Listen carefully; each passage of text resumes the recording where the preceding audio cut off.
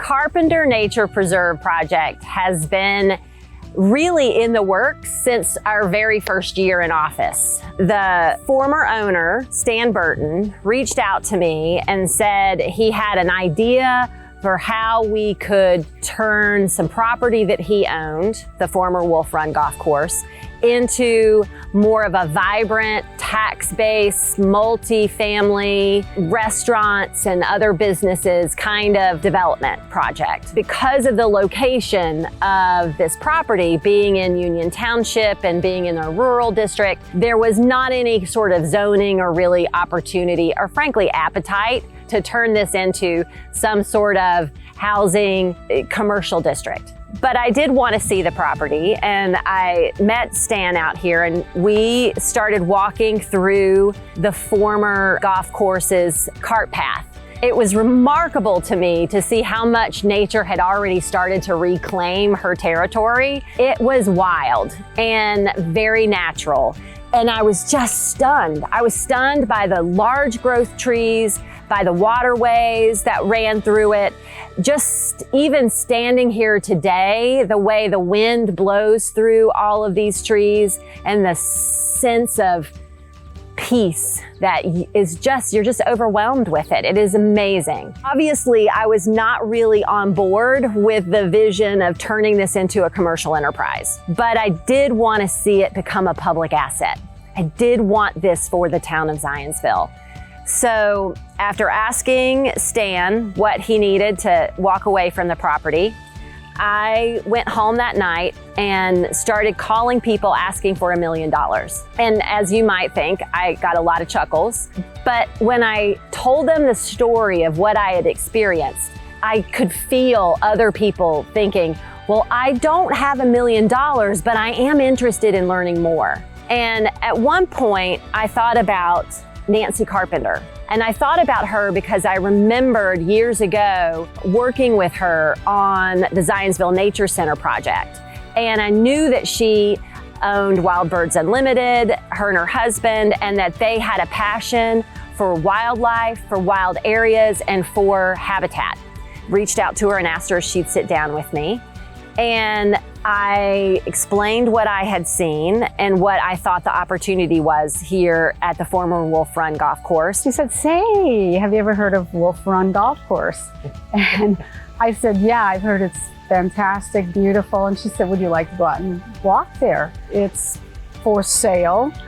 And I was like, oh my gosh, yes. I mean, our life's work has been conservation and trying to protect green space and habitat for birds and wildlife. So when we came out and took a walk, I mean, after the walk, seeing this incredible preserve, we just kind of looked at each other and said, well, this has to become a park. We know the town of Zionsville can't just all of a sudden come up with the money. And we thought, why don't we buy it? And we'll be the interim owner. And right then, the hoping became closer to a reality, brought us closer to where we are today.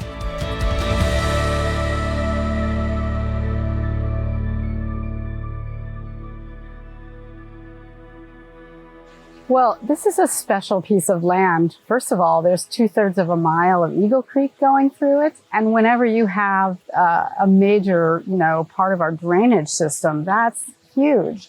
Keep the water clean. It provides so much habitat. The other thing is there's ponds here, there's wetlands, there's a huge variety of habitat.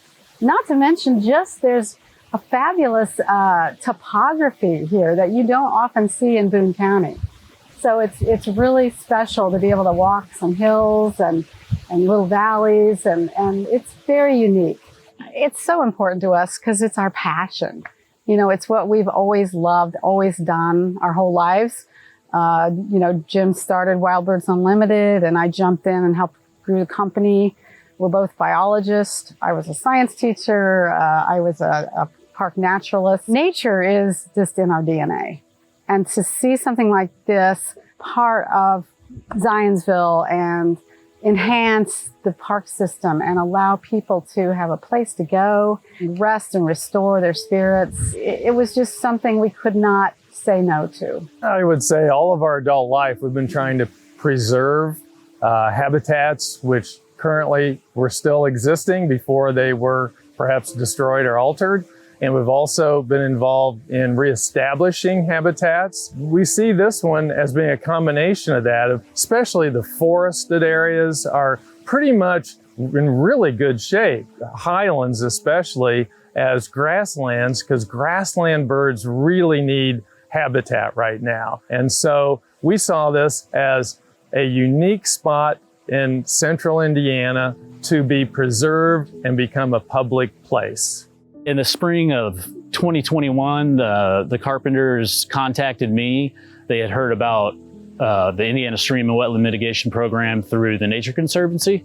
And I immediately was excited. I saw how many stream channels were on the property. And of course, Eagle Creek proper. I had been looking at sites with KCI in the Eagle Creek watershed. So they were selected due to their knowledge and obviously stream expertise. So we came out to the site and we walked the whole site with a GPS, mapped every linear foot of channel, which was approximately 10,000 linear feet of channel on site. So this whole landscape has been dramatically impacted, from the historic logging to agricultural production to the most recent, massive grading activities to turn it into the golf course. And that's changed the way the water flows across the landscape. In addition to that, it's either destroyed or fragmented wildlife habitat throughout.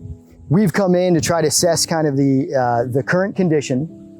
So what plants are here, what critters might be using the area, and then develop a plan to restore some of the ecological function back to the system that it once was within the current context, and develop a very basic, at this stage, conceptual plan on what it might look like as we continue moving this process forward. Bring back in fish and aquatic insects and other life. Then we're also looking at establishing a riparian corridor, which will take out invasive species. We will diversify the current tree species that are here, or be planting that out as part of kind of that full restoration picture.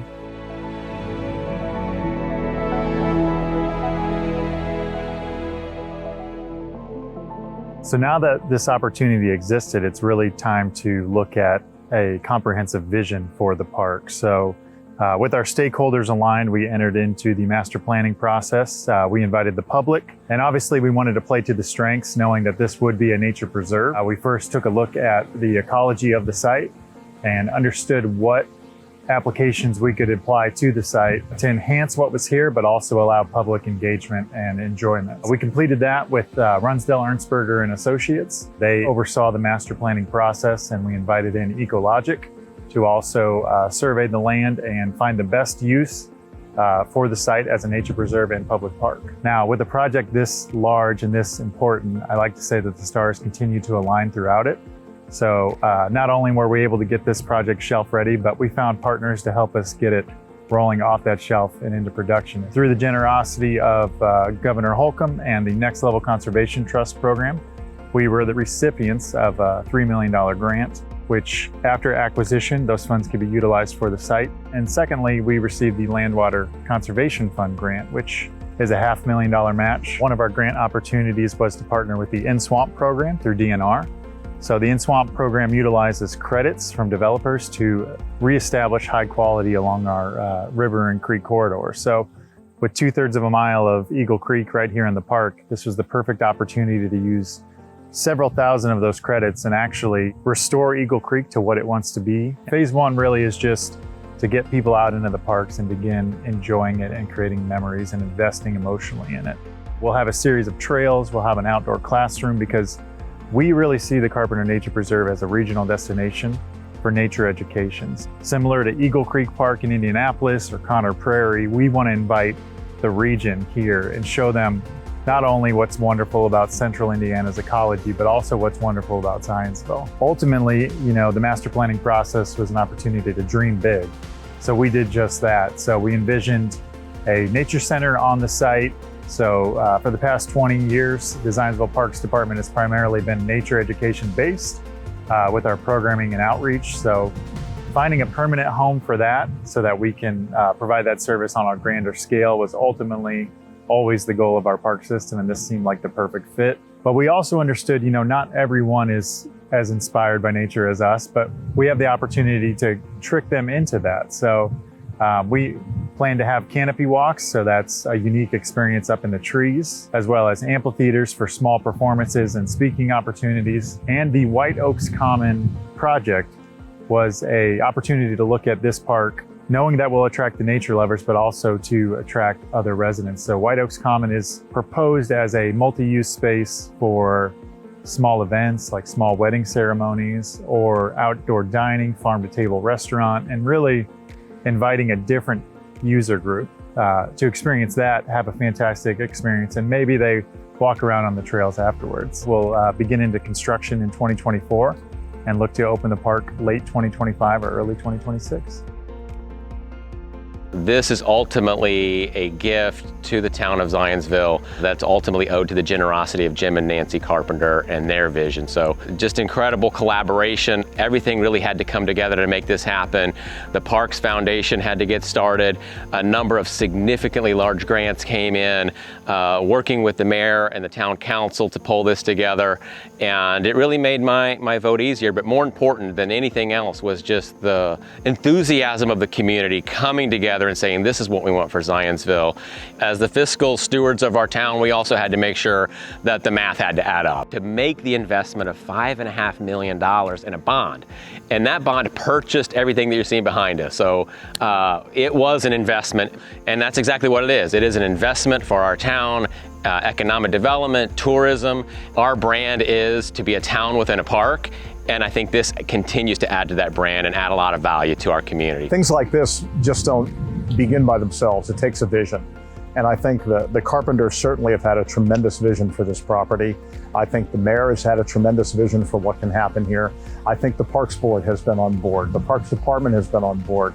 And so many sponsors and others that have come alongside us to realize just what a gem this is and how important it is to preserve it. This is a foundation for the future of Zionsville and the future of Boone County, and preserving nature, preserving the heritage that we hold so dear. We're preserving 215 acres of beautiful nature that is not going to be touched now because we are controlling it, we own it, we're going to make sure that it stays untouched, that species of animals are going to be able to thrive here. And I think that this is really the capstone now to the Zionsville Parks Department.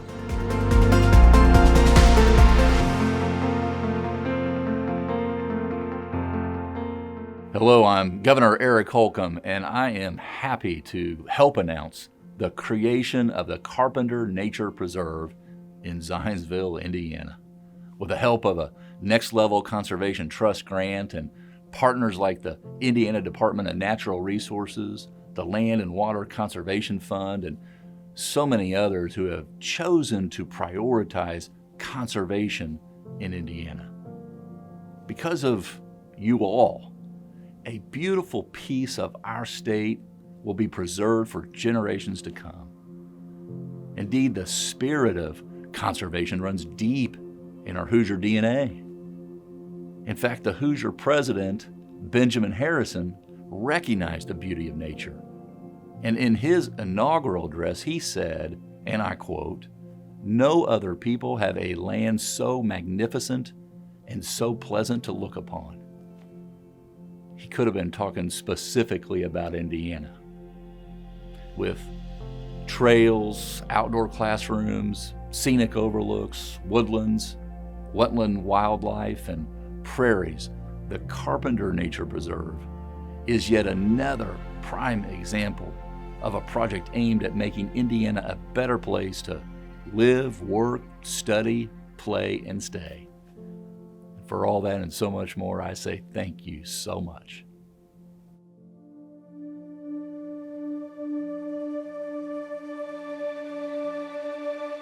This has become an all-in opportunity for council and the mayor's office to work together, for the community to come together and feel like they can be a part of this future fantastic piece of land that will forever be held in this natural sort of state for the enjoyment of wildlife and birds and humans. And I know that the future administration has a passion for the same sorts of parks and recreation activities as well as acquisitions. And I am so grateful that we are here today taking a look at where we're starting. And I'm really looking forward to 5 years, 10 years down the road and coming back and seeing how far we will have come. I see a day when fourth graders are going to get on a bus everywhere in a 75-mile radius, and they're going to come here and they're going to spend a day in nature, just like they do with Conner Prairie now to spend a day in the past. They're going to come here to spend a day in nature. And it is going to be a tremendous asset, not just for Zionsville, not just for Boone County, but for the broader area of central Indiana. Jim and I are so grateful for this opportunity to have made this dream come true for us and a dream come true for all the people in our community. And we just want to thank everyone in Zionsville who supported this, from the mayor to the town council to the Parks Department to the Parks Board.